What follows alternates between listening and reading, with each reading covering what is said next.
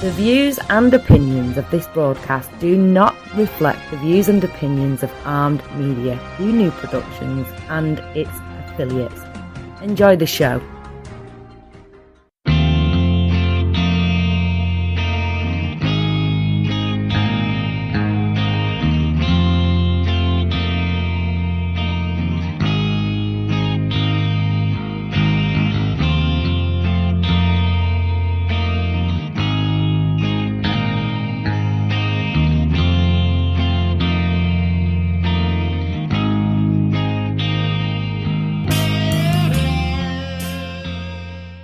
Hey everybody, thanks for tuning in to Armed Radio. It's Tuesday night and you're listening to 2AT Second Amendment Talk. I am Daniel Sanders and joining me as always is Rod Burks. Rod, how you doing this evening? Man, I'm living my best life, staying corona free, having a few toddies for the body, and when I'm totally sober, I'm staying on my back porch, throwing some lead down rain. Excellent, excellent. Now, as we always do at the start of every show here, we want to give a big shout out to the troops, the men and women serving overseas and on the home front. We appreciate everything y'all are doing for us. Keep up the good work. Come home safe. We're all rooting for you here back home. Now, you and I were talking just before the show started, and you just mentioned you were talking about slinging lead down range and everything. And you and I were, like I said, we're talking before the show started. You said price of .223 and .556 ammo has skyrocketed drastically. I hadn't heard anything about it until you mentioned it to me, and then I looked it up. And and you know, I may be a little off base, but I get usual emails from my sources, like Midway and whatnot, and normally.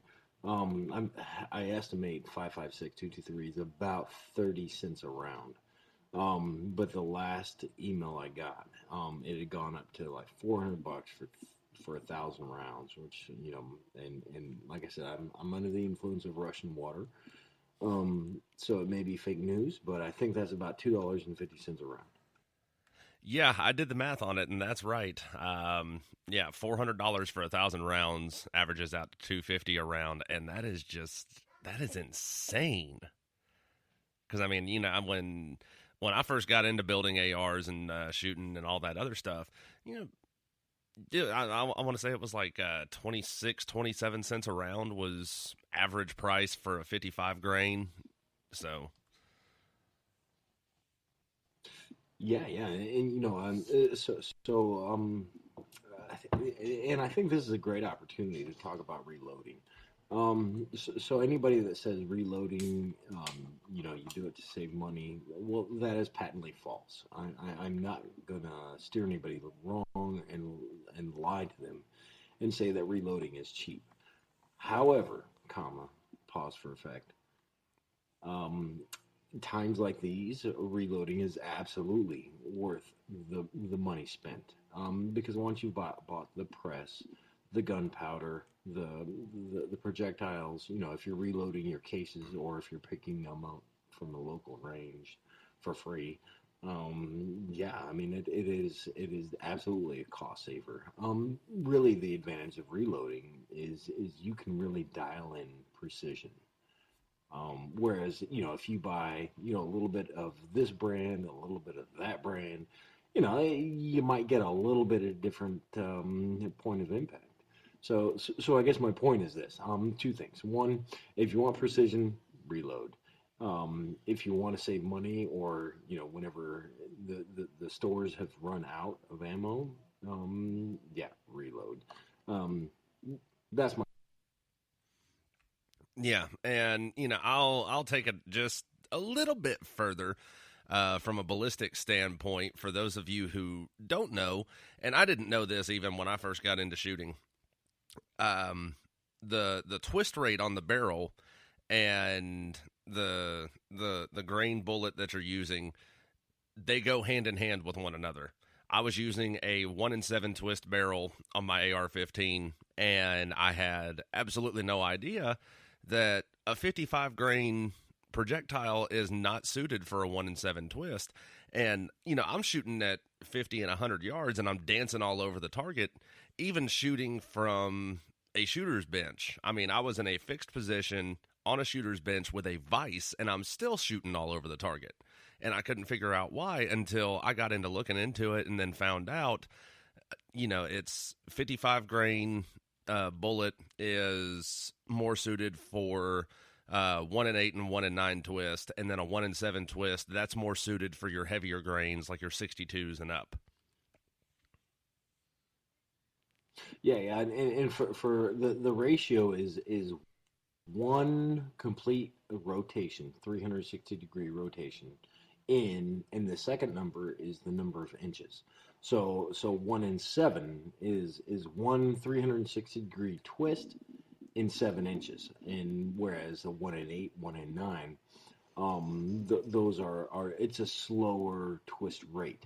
So yeah, you're absolutely. So the heavier the bullet, the more you've really got to spin that sucker to get it to stabilize in flight.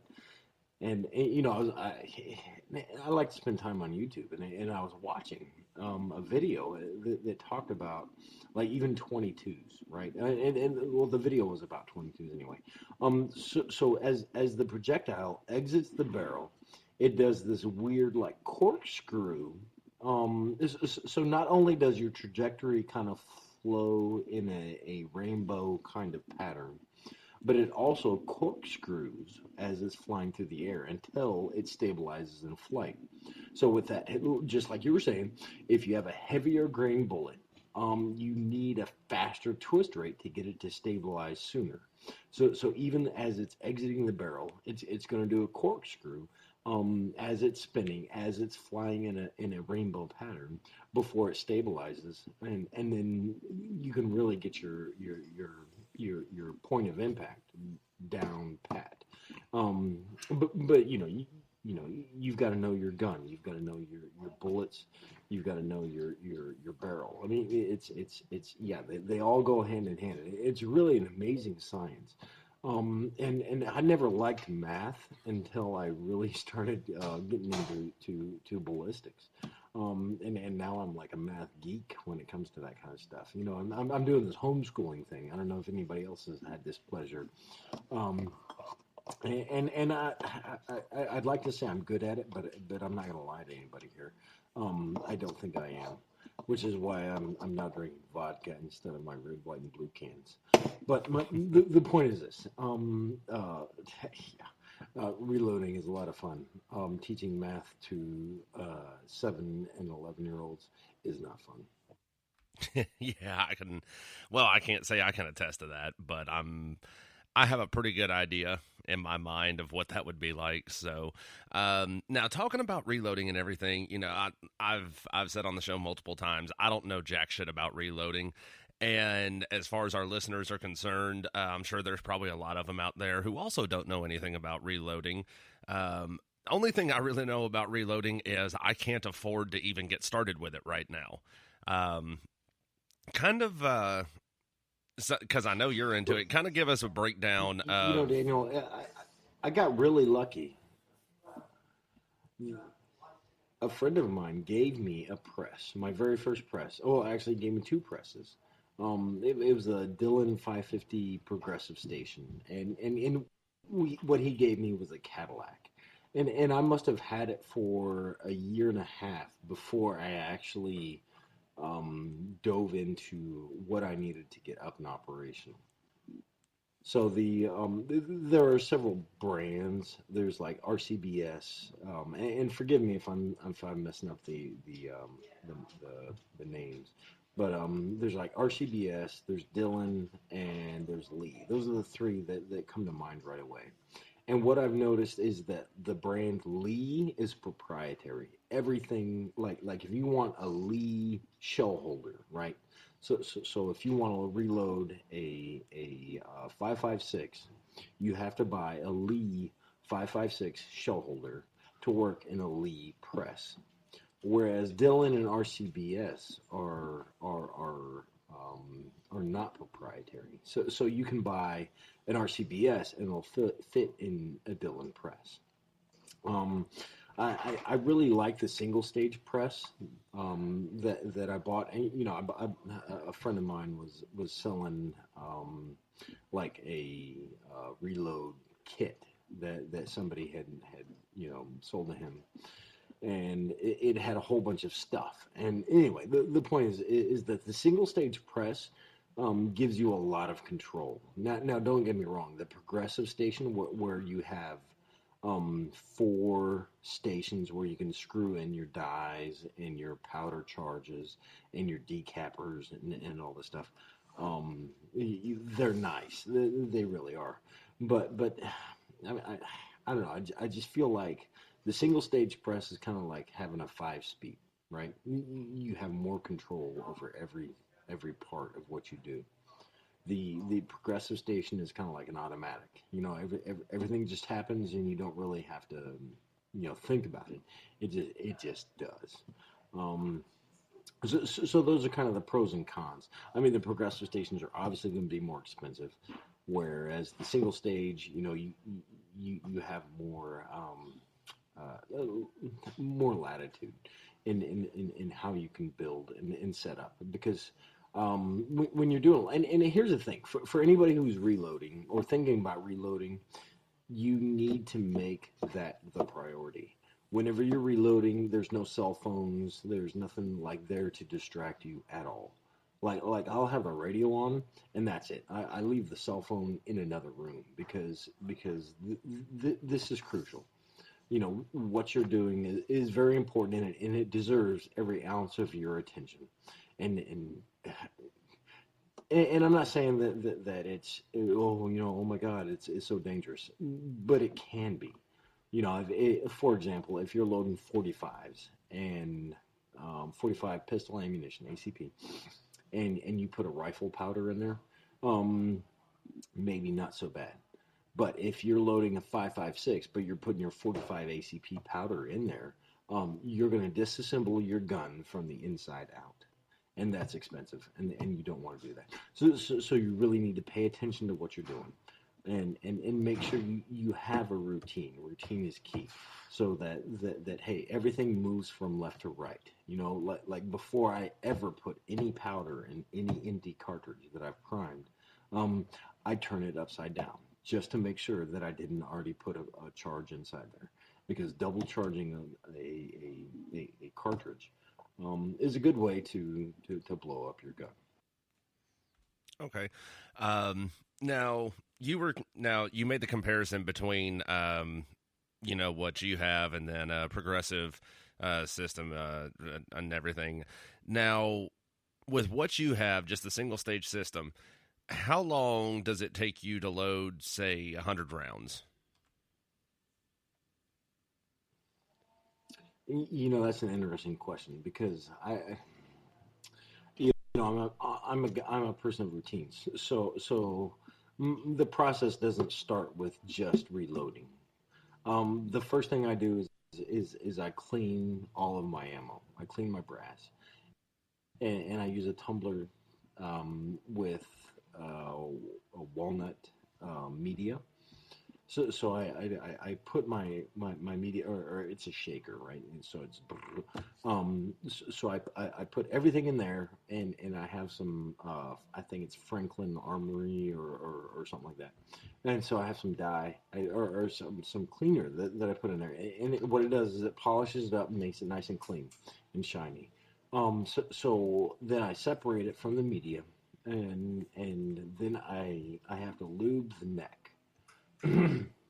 Excuse me. So once the neck is lubed, and now I can decap, and decap is basically punching out that old primer.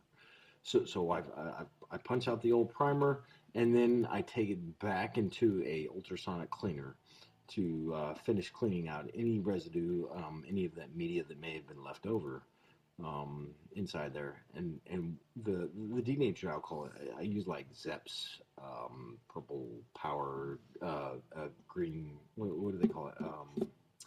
What am I trying? The green stuff, a simple green. Yeah, or something along that line to remove everything. And then once I've taken it out of that, then I clean it again to polish it up. and now I'm lubing the outsides of the cases because I've already necked it. And then now I'm ready to seat my primers. So I start placing the primers in my rounds, and then once I've got all the primers in, then I'll take that lot and then I'll start dumping the charge in. Now I have a RCBS powder dispenser, and you can adjust it for the weight of powder you want, and it's measured in grains, just like the weight of the bullet. But what's really important is that you're checking. You know, I used to weigh every single charge that I ever put in a bullet, and I realized that took an exorbitant amount of time. So to do 100 rounds, weighing each charge individually, I would say would probably take me the better part of a day. But now I can do, you know, and what I do is you know, I have RCBS powder charge dispenser, and what I do is I check every 10th round, and you know, in my scale. And so if you know if it's on, then I can do 100 rounds in as little as 2 hours. So I go from, you know, 8 to 10 hours to 2 hours. So once I've got the charge in, now I'm putting my pill. That's what I call it, my freedom pills, right? That's the bullet. I put the pill in, and then I see the projectile. The rounds I do don't require a crimp afterwards. So depending on your caliber, your type, and all that, I could honestly, I can say I can do 100 rounds from dirty brass, you know, something I've collected from the range or something I've already shot, assuming that I don't have to trim it down. I can probably do 100 rounds in as little as 4 hours. That's not bad, actually. So now my next question, and this may be a stupid question, but I'm a firm believer that the only stupid question is the one not asked, because again, I don't know jack shit about reloading. So I know that, you know, you've got, we'll say you're using a 55 grain projectile, and you've got your powder for your 5.56 and everything like that. Have you ever, like, what would be the repercussions, say, if you took a 55 grain projectile and loaded it with enough powder for, say, a 62 grain projectile?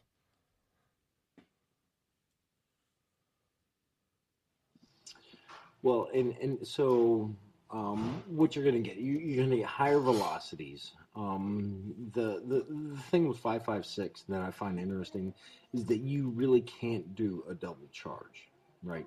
You can't fit enough powder in there to double the charge. Like with the really large caliber pistols, you can. Like a 45, I can put enough powder in there to double the charge. Whereas a 5.56, once I put a charge in there for 55, and you know, I do I have a chronograph, so it tells me what my muzzle velocities are. So I'm you know, I'm dialed in for whatever purpose, right? So I know I want my speeds to be 3,000 feet per second. Or if I'm shooting suppressed for my larger calibers, like a 300 Blackout, you know, I know I want to stay below 1,200 feet per second at sea level, just to keep that quiet. So I the point is, I guess, is that if you add a little bit of extra powder, a few extra grains, because you have the wrong, or you estimate the wrong weight of your bullet, it's not going to do any damage to your gun. You know, I shoot 75 grain projectiles from my 5.56, which is almost twice what you would shoot out of a 22 Magnum. 22s shoot about a 40 grain bullet. So you're doubling the weight of the bullet from a 22, but for a 55 grain, you know, 20 more grains, or 25 more, or yeah, 20 more grains, give or take, in the weight of the bullet isn't going to require that much more weight of powder. But I'm stingy, you know. I mean, powder is probably one of the most expensive things you can buy. And whenever you, if you can, so when you, and this is a public service thing, if you go out and you buy the gunpowder through Midway or something like that, do it whenever they're having a no hazmat fee, because that's really where the price kind of jumps up. Is because you're not only paying for the gunpowder, you're also paying for the shipping. But now, because you're shipping gunpowder, now you're paying a hazmat fee. So they can only send it ground. So every now and then they run these specials where you don't have to pay the hazmat fee, free shipping on orders over X number of dollars. That's really where you save money in reloading is getting it to yourself. Okay, so like you said, powder is one of the most expensive. As far now, obviously the setup itself, the benches and all that other stuff, they cost a pretty hefty fee. But as far as supplies go, you said powder is one of the most expensive things. Say like a 10-pound jug of powder. What would something like that run average?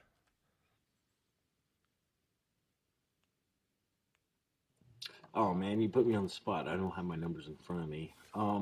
Because I try to buy in bulk, because you can buy and the first thing you do before you reload is buy you a book. Whether that book is designed for, I have several books. The first book I bought is the Hornadays book on reloading.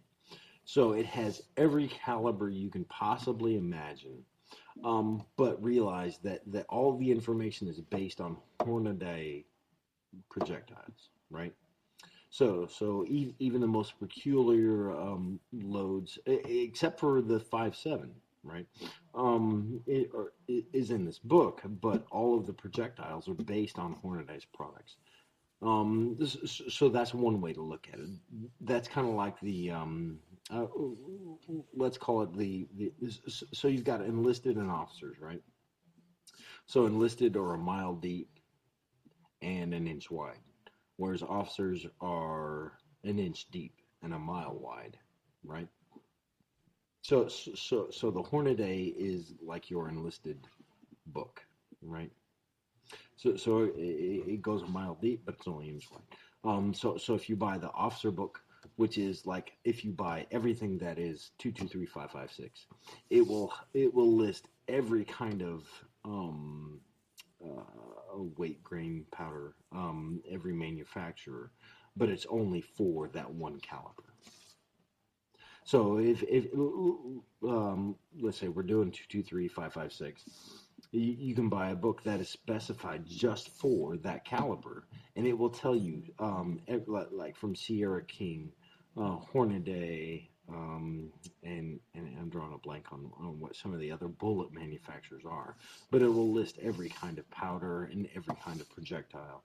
So it is more of a tactical manual, whereas the Hornaday reloading book is like, yeah, it's everything you could ever want to know, but it only lists for that one projectile. So you may find some weights of bullets or other types of rounds of projectiles in the user's manual, right?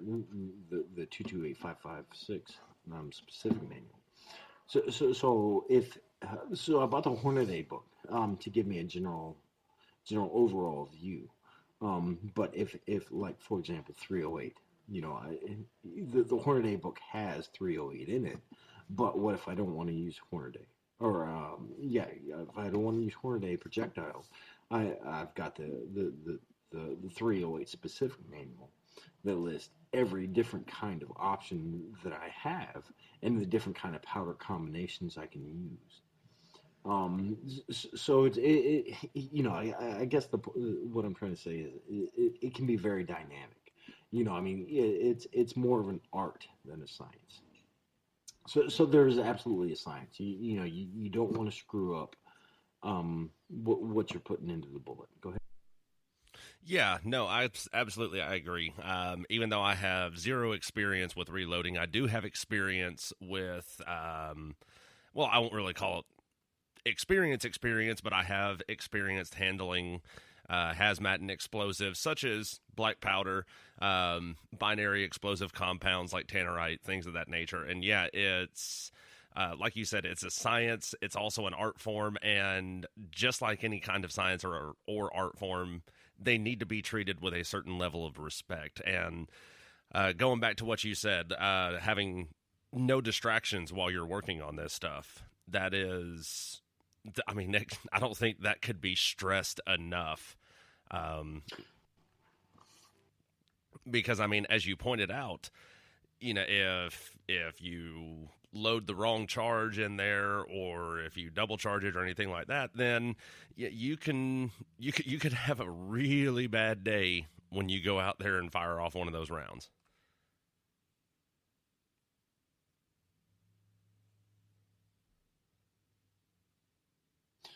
Yeah, you're right. Attention to detail, and I think for most of our listeners, I think they get that. You know, the importance of explosives, anything that goes bang. Yeah, you really need to pay attention to what you're doing. Um, a friend of mine who's he's a former Vietnam vet. He's a former Texas Ranger, or I'm sorry, correction, Texas game warden, and he was also a Dine Corps contractor, which is where I met him in Afghanistan. He had a friend of his give him a whole bunch of ammunition. He's like, "Oh yeah, hey, I made this pistol ammunition," and the pistol blew up on him, and it injured his thumb. Luckily, it wasn't more injuries. And he asked him, he's like, WTF over it? And his response was, "Oh man, I'm sorry. I put a rifle powder into a handgun load." And maybe he was distracted. Maybe he just had stepped away from the bench too long and forgot what he had in his system. So the point, really, if you're gonna reload, make sure that you can be detail oriented and you have a process, have a routine. Like I never leave powders open. If I'm using, for example, CFE 223, and it's a very simple name, right? But whenever you pour powder into another container, it all starts to look the same. I mean, some of it is larger, some of it is smaller, some of it is, but for the most part, to the untrained eye, you can't tell the difference between a pistol powder and a rifle powder.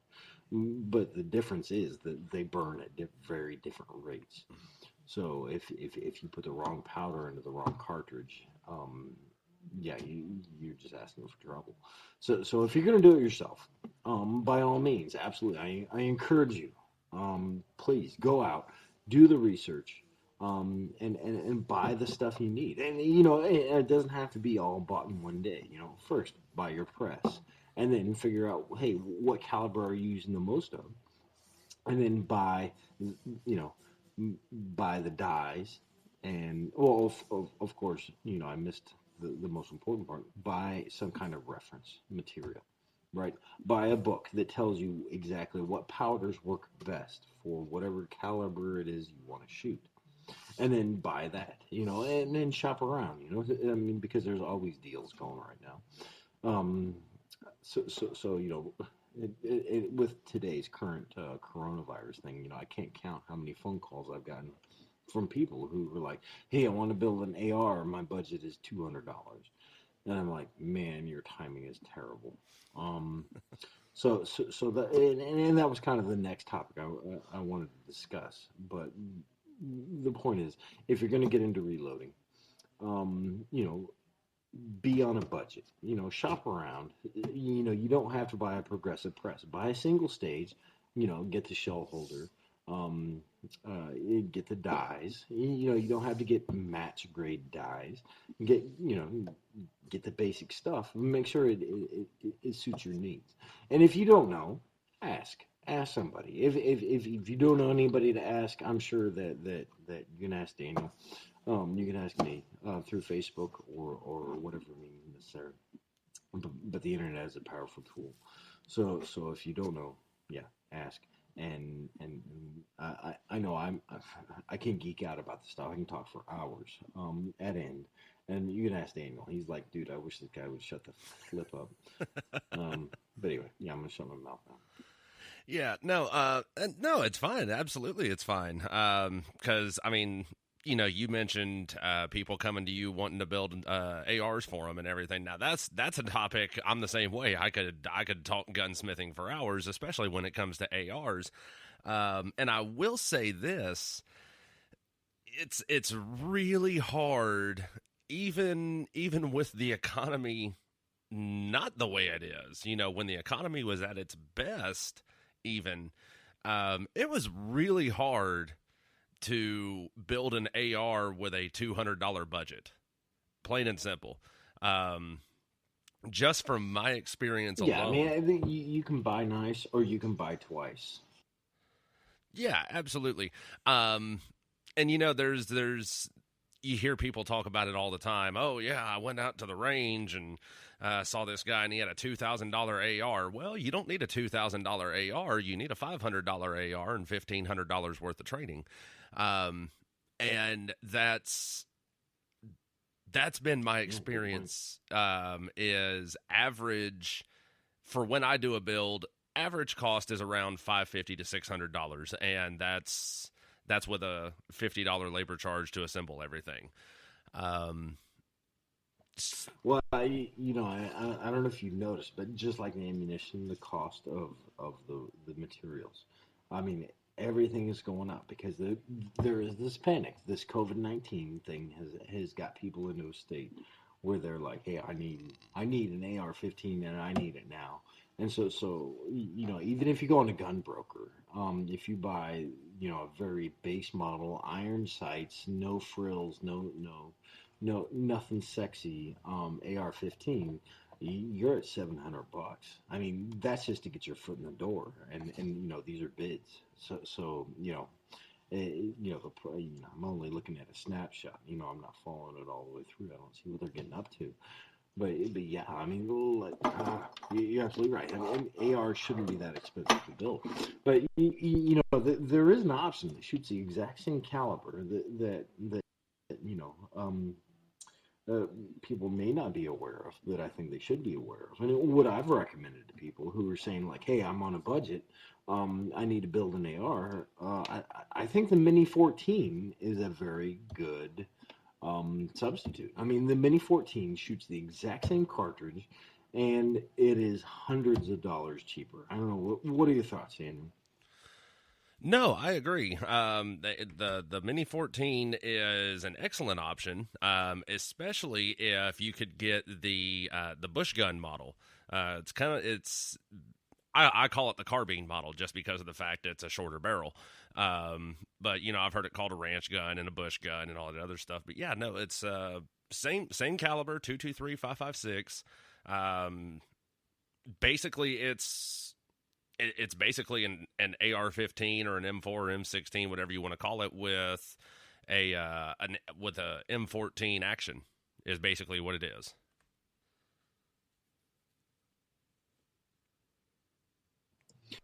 And what I really like about it is that it is almost, and I say almost as customizable as the AR-15. I mean, you can mount optics on it. You can change the grips. You can change, so it doesn't have as much latitude. But if you're on a budget, the Mini 14 is you get a lot of bang for your buck, and I'm not even trying to be punny. Yeah, no, I agree. Now, going back to the ARs with the custom builds and everything, I'm actually looking at the supplier that I use for the upper and all that other stuff. And a 10.5 inch, which is what I've been planning on building for myself next, a 10.5 inch upper, no lower assembly, comes with a lower parts kit, buffer tube, spring, everything but the lower receiver, is $370.95 plus tax and shipping, which that's still about average. I think they've probably gone up in price a little bit. I think last time I priced it, that is a really good deal. Yeah, I think the last time I priced it was like $350. So I think they've gone up like $20 or so on price across the board. But even still, that's for a completely unassembled kit without a lower receiver. The lower receiver, if you don't know, is the only part of an AR-15 that has to be registered through the ATF. That's it. You can buy a barrel, gas tube, it's everything. The only thing that's serialized, right? Yeah, that's the only part of it that's serialized. The barrel, everything else, you can buy it. You don't have to have an FFL, all that other stuff. You don't have to wait, fill out a background check, nothing. So that's generally what I do because they've got excellent prices on all of their stuff. Daniel, so here's my thoughts. If you're going to buy an AR or you're going to build an AR, the one place, or I guess maybe two places you don't want to really cut cost, you want quality. One is the trigger, and two is the barrel. What are your thoughts? I agree. Now, I'll tell you like this: the very first AR that I ever purchased was it was an Omni Hybrid. It was one of the polymer lower AR-15s. I hadn't done a whole lot of research into them, and after I bought it, I kind of did it backwards. I bought it, and then I started doing research, and I found out the polymer on the AR-15 is while it's a sound idea, it's kind of like communism. Sounded good on paper, not real good in practice. There were a whole lot of weak points on the lower, and I was seeing things where people were showing up with cracked lowers, just completely obliterated, and that was shooting store-bought ammunition. It wasn't like a reload where they overcharged it or anything like that. It was store-bought ammunition, and there was weak points in the polymer. So what I wound up doing was I replaced the polymer lower receiver on there with a mil-spec steel lower. And that's what I do now when I build ARs for people. I always tell them stay away from polymer lowers. They haven't got all the kinks worked out of it yet. Go with a aluminum billet or mil-spec steel lower and start your build from there. And I say it all the time is buy nice or buy twice. I mean, you can go cheap, but realize that you're getting exactly what you pay for, not a penny less and not a penny for. For the most part, a lot of people look at the prices of guns and think, "Oh my God, these things are so expensive."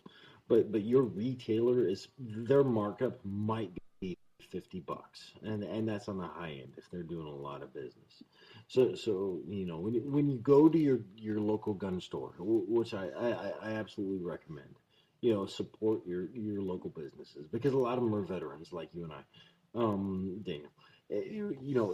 They're trying to make ends meet, but they want to bring the Second Amendment into your home. And they want to do it responsibly.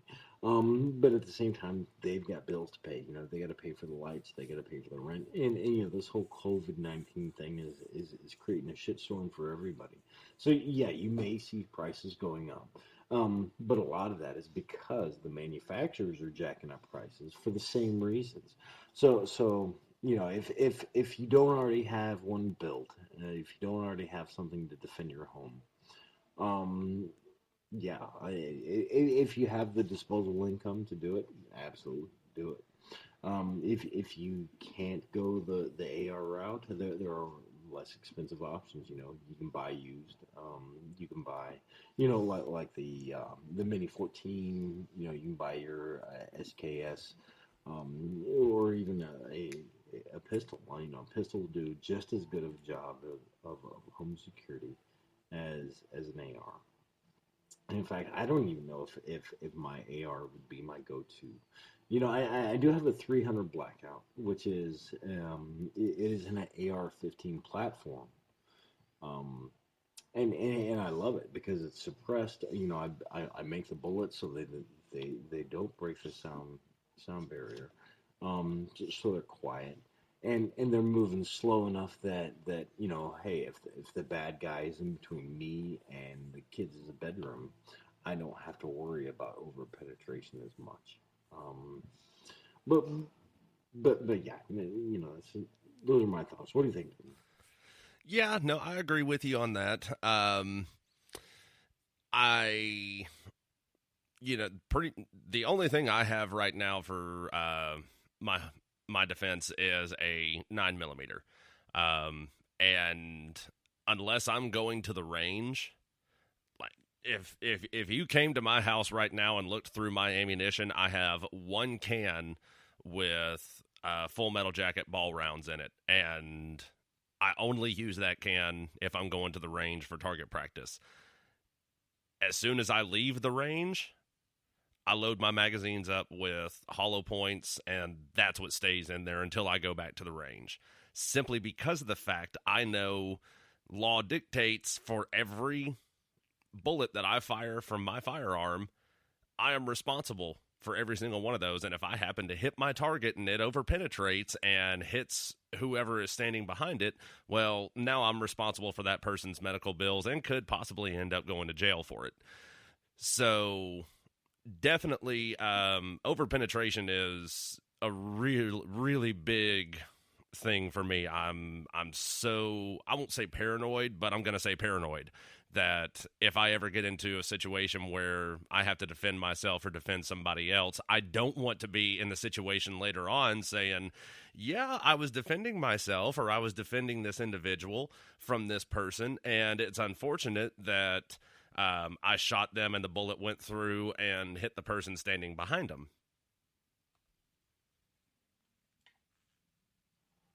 Yeah, you hit the nail on the head with that. I mean, because as a responsible gun owner, you absolutely have to be sure of your target and what is beyond. And penetration is one of those, especially if you live in an apartment complex or if you have children in your home. These are all things that before you pull the trigger, um, even in the defense of your life, you have to consider. Um, every single bullet comes with a lawyer, and that lawyer is probably not on your side. So yeah, I mean, like yeah, I can't stress enough that yeah, I mean, if you're defending your bedroom, but you have other human beings in your house, then a 9 millimeter is absolutely going to be superior to the 223 5.56. And the reason for that is are the things you just stated is that you're responsible for that bullet. What happens to it? A hollow point will shed more of its energy into a target than a ball ammunition. But then again, if you're using a suppressed round, you can use a slower moving round. Um, even if you don't have a suppressor, if you're only moving 900 feet per second, you're less than the speed of sound, so you're going to preserve your hearing, and you're less likely to overpenetrate. So I mean, because everybody misses. I don't care how good of a shot you are, how many years of marksmanship training you've had, how many years behind the trigger you've experienced. Everybody misses. So to think that for some reason you're going to rise to your level of expectation, you are sadly mistaken. You will fall to your level of training. Nobody rises to where they think they should be, right? Whenever the shit hits the fan. But anyway, I'm going to get off that soapbox real quick. Yeah, I agree. Because plain and there's no other easier way to put it. When you're on the receiving end, I won't say training goes out the window, but training kind of gets pushed to the back of your mind. And when I say training, I'm talking about firearms training and discipline, because the very first thing that comes to the front of the mind is, oh shit, I'm being shot at. Let me get out of the way. And then once you find cover I've been on that two-way rifle range, as I'm sure you are. You have been, and the training is the muscle memory. your muscles remember what you train them to do. You don't have time to think. You don't have time to evaluate, all of the pros and cons. Um, Adrenaline is a hell of a drug. It gives you speed and it gives you strength, but it comes at a cost. That speed and strength cost you thought and fine motor skills, and so you don't have time to think, and any thoughts that you have are going to be eh, suspect at most. So yeah, you're absolutely right. You need to train for the worst case scenario, but you also need to, don't be intellectually lazy. Put the time in to actually like consider. Hey, you know what? These are the targets that I could potentially face. These are the friendlies that I don't want to hit. How do I bake this cake with just the right recipes so that I don't overdo one thing and underdo something else? Yeah, absolutely. And with everything going on right now with this whole COVID mess going on, I had a friend of mine call me up the other night. He had actually posted on Facebook and was talking about how he thought he spotted somebody casing his house. So he called me up and asked me if I would come over to his house and help him guard the place just in case they came back. When I showed up out there, I was thinking, okay, maybe he lives in a residential neighborhood and, maybe it was, some kids waiting on their friend to sneak out of the house or something like that. But when I showed up to the area, no, there's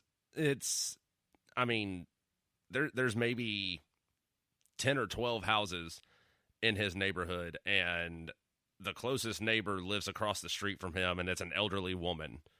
So once I got a lay of the land and everything, this was not, kids waiting on their friend to sneak out of the house. He said what had happened was they pulled into the driveway and shut their lights off. That's hint number one, something's up. He went outside, they pulled out of the driveway and tore out.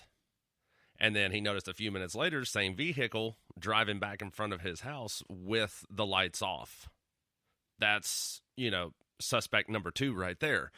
So I showed up at his house, stayed there till about 2-3 o'clock in the morning, and we were on high alert the entire time.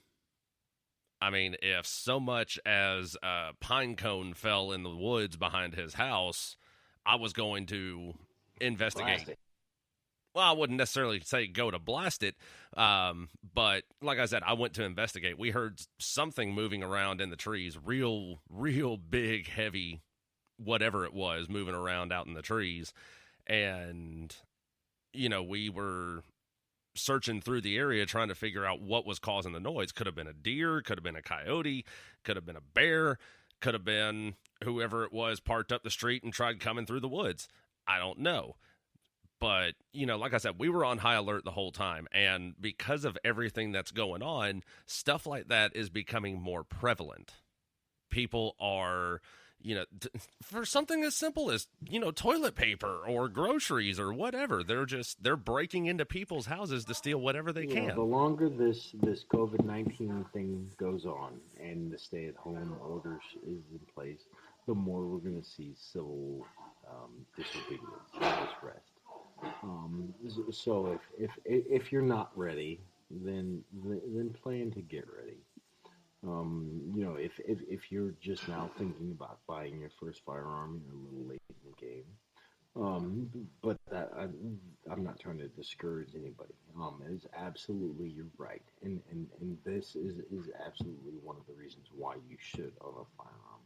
And it's not because you're going to kick in somebody's door and you're going to, kill the kidnapper or the bank robber, but it's to neutralize a threat to your family, to your planning and what you've done to protect yourselves.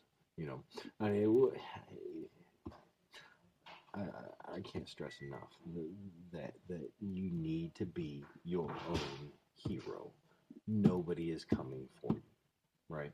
I mean, and maybe that's not completely true.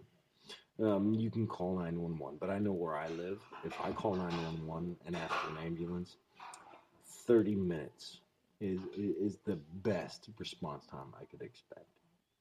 So if I'm calling 911, this shit has already gone sideways, and I don't have 30 minutes to negotiate with somebody whose intent is to harm me or my family.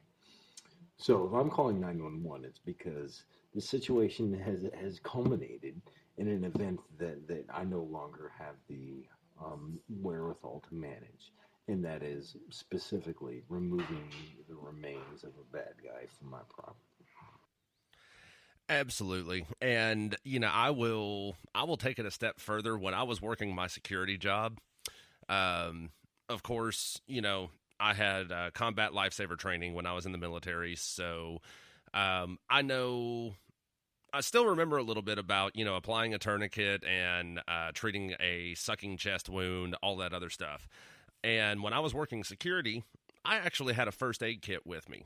So that way, in the off chance that somebody came out and tried to start some shit and I had to defend myself and defend the property that I was guarding, then I could call 911, get help to get on the way, which, it would have been a much faster response time because I was 5 minutes from the police station and 5 minutes from the hospital. But even still, in that 5-minute period, an individual can bleed out in 5 minutes or less, especially if you plug them with enough holes. So I kept a first aid kit with me for gunshot trauma. I had tourniquets, I had bandages and clotting powder, all of this other stuff, because yes, the whole purpose of me doing the job was guarding the property that I was with and everything, and, up to and including deadly force if necessary, but that's not something that I want on my conscience. Plain and simple. I did what I had to do to survive. Doesn't mean necessarily that, this individual, even though they made a poor life decision, doesn't mean they should have to pay for it with their life. If I shoot somebody in defense, I'm still going to do whatever I can to keep that individual alive because, like I said, I just don't want that on my conscience.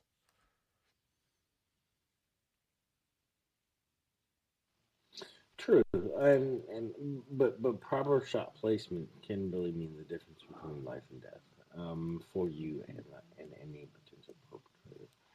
I'm really glad you shared that story with us, Daniel, because it says a lot that you need to be paying attention. Always be vigilant of what's going on with you and your surroundings. I mean, you may very well have prevented something potentially catastrophic, life-threatening, by just your presence being there. But if somebody's, especially if they're driving around without headlights on, maybe, it's kids who are out looking to get high. And that's the best case scenario. But reality says that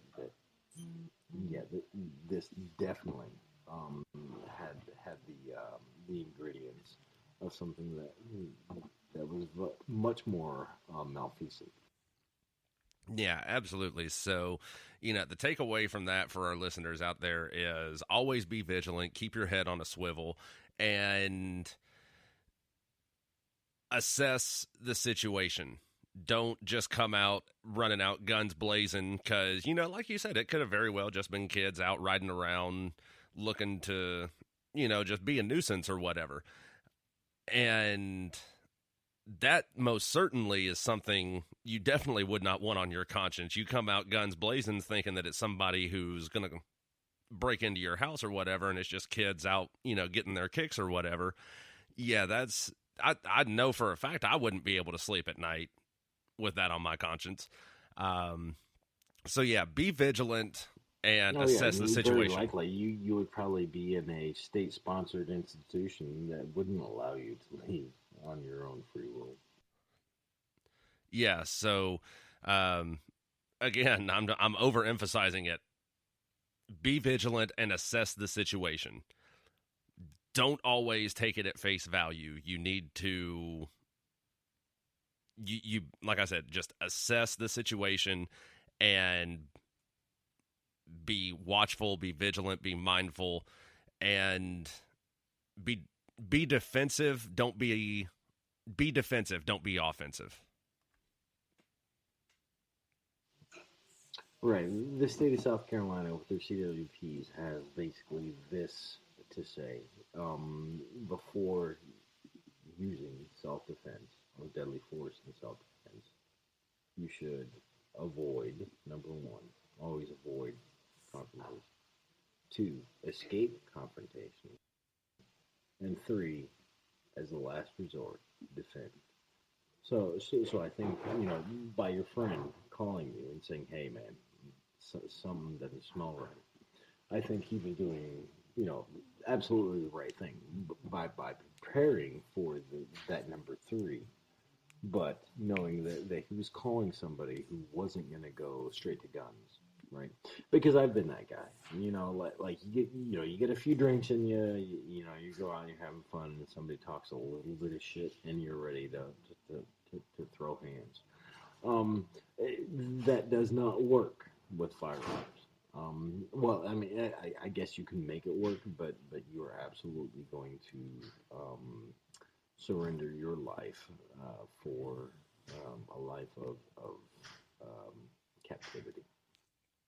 Absolutely. We're going to have to leave it there. We're running out of time.